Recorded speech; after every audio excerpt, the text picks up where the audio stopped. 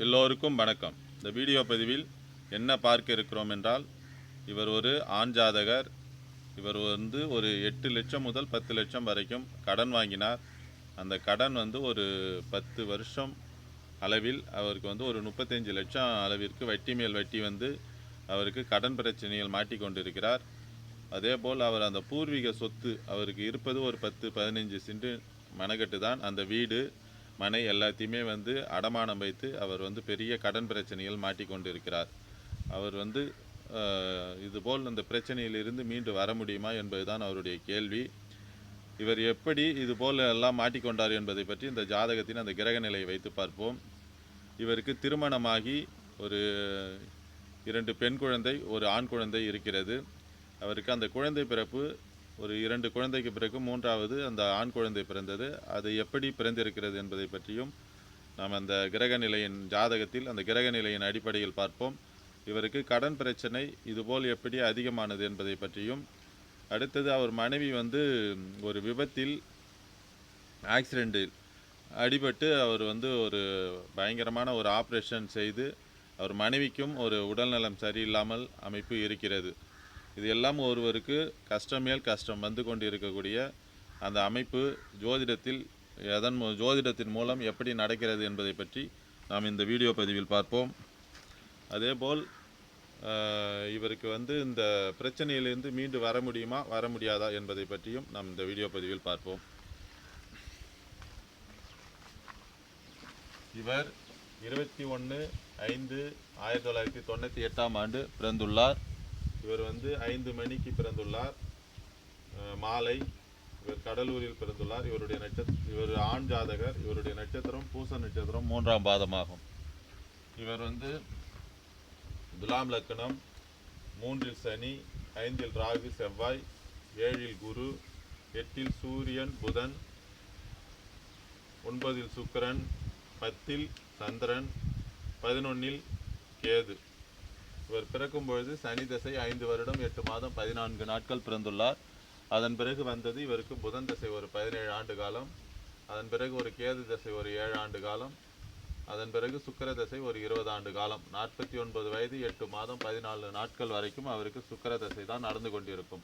குறைந்தது ஏறக்குறைய 50 வயது வரைக்குமே. இவருக்கு தற்போது வயது 38 வயது 2 மாதம் 23 நாட்கள் ஆகிறது. இப்பொழுது நடப்பது இவருக்கு சுக்கிர தசையில் ராகு புத்தி 4/4/2028 வரைக்கும் நடக்கும். இவர் கடகராசி பூச நட்சத்திரம். இவர் அஷ்டம சனியில் தான் இதுபோல் அந்த பிரச்சனையில் மாட்டிக்கொண்டார். அது ஒரு அஷ்டம சனியில், அதாவது கிரகங்களுடைய இருக்கிற அமைப்பை பொறுத்து அந்த அஷ்டம சனி வரும்பொழுது, 7 சனி வரும்பொழுது, அதோடைய தசாபுத்தி 6-8 தசாபுத்திகள் வரும்பொழுது நமக்கு கெடுபலனை தரக்கூடிய அமைப்பில் வருவார்கள். இந்த சுக்கிர தசை இவருக்கு கடுமையான கெடுபலனை கொடுக்கிறது. அதாவது ஒரு 17, ஒரு 7, 24, 29, 30 வயதுக்கும் பிறகு வந்தது சுக்கிர தசை. அந்த சுக்கிர தசை இவருக்கு கடுமையான கஷ்ட அமைப்பை கொடுக்கிறது. இந்த சுக்கிரன் லக்னாதிபதியாக இருந்து செயல்பட்டாலும் 8ஆம் அதிபதியாகவும் செயல்படுவார். அதேபோல் சனியினுடைய பார்வையில் கடுமையாக சுக்கிரன் பாதிக்கப்பட்டு சமசப்தம பார்வையில் பார்க்கப்பட்டிருக்கிறார். அது தவறான ஒரு விஷயமாகும். அதேபோல் இந்த சனிக்கு 6ஆம் ஆதிபத்தியத்தை வாங்கிய இந்த குருவினுடைய பார்வை சுபத்துவம். அதேபோல் இந்த 8ஆம் அதிபதி சுக்கிரன் அவரும் சனியை பார்க்கிறார். இந்த சனி இவர்களை பார்த்து இந்த சனி இந்த சமசப்தம பார்வையாக சுக்கிரன் கடுமையாக பாவத்துவ அமைப்பில் இருப்பதால் தான் இந்த சுக்கிர தசை அவருக்கு கடுமையான கஷ்டத்தை கொடுக்கிறது. சுக்கிரன் 8ஆம் அதிபதியாகவும் செயல்படுவார். 5ஆம் இடம் இவருடைய பூர்வீக சொத்தை குறிக்கக்கூடிய இடம். 5ஆம் இடத்தில் செவ்வாய், ராகு, அதேபோல் சனி 3 பாவர்களுடைய தாக்குதல் கடுமையாக பாவத்துவ அமைப்பில் இருக்கிறது. இந்த சனிக்கு குருவினுடைய பார்வையும் சுக்கிரனுடைய பார்வையும் சுபத்தன்மை கிடைத்தாலும் இவர் 6-8 அதிபதியினுடைய தொடர்பை வாங்கின சனி. இந்த சனி ராகு செவ்வாய் 5ஆம் இடத்தை பார்த்து 5ஆம் இடம் கடுமையாக பாதிக்கப்பட்டிருக்கிறது. அதேபோல் சிம்மமாகிய சிம்மத்தில் கேது அமர்ந்திருக்கிறார். சிம்மாதிபதி சூரியன், அப்பாவை குறிக்கக்கூடிய கிரகம். சூரியன் 8இல் மறைந்து சனி செவ்வாய் இவர்களுடைய பார்வையில் இருந்து செவ்வாயினுடைய பார்வை சூரியனுக்கு விழுகிறது. அதேபோல் புதனுக்கு 9ஆம் அதிபதியாக புதனுக்கும் விழுகிறது. இதெல்லாம் அந்த தகப்பனுக்கு சரியில்லாத அமைப்பை குறிக்கக்கூடிய அமைப்பாகும்.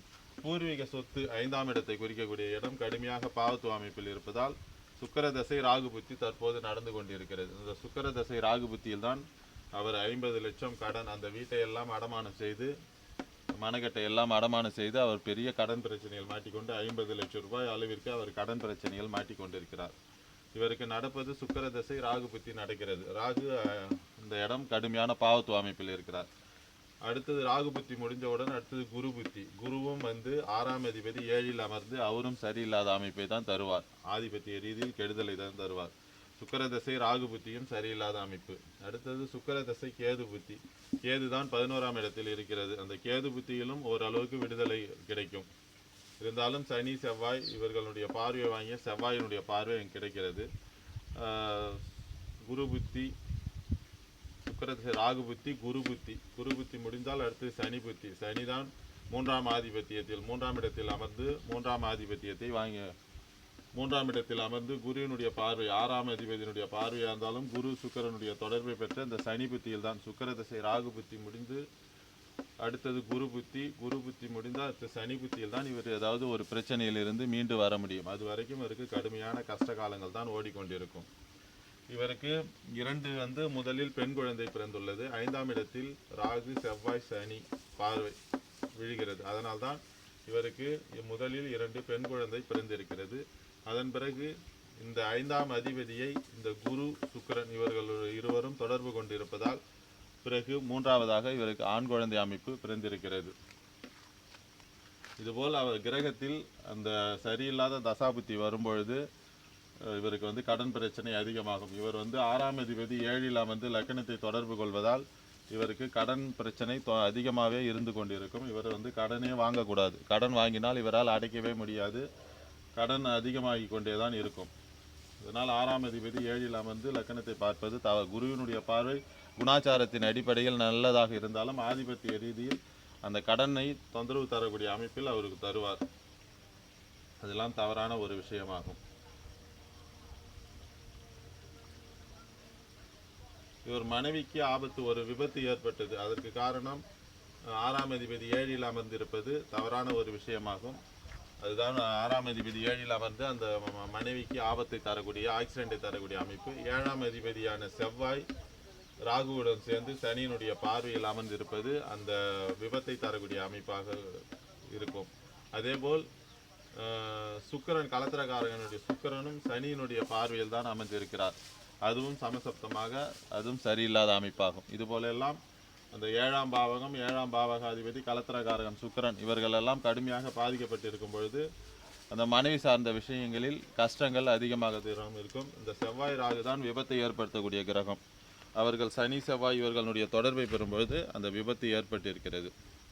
என்னுடைய தொடர்பு எண் 9994034255 என்ற எண்ணை தொடர்பு கொண்டு ஜோதிட சந்தேகங்கள் மற்றும் ஜோதிட விளக்கங்களை தெரிந்து கொள்ளலாம். மற்றொரு வீடியோ பதிவில் வேறொரு தகவலுடன் பார்ப்போம்.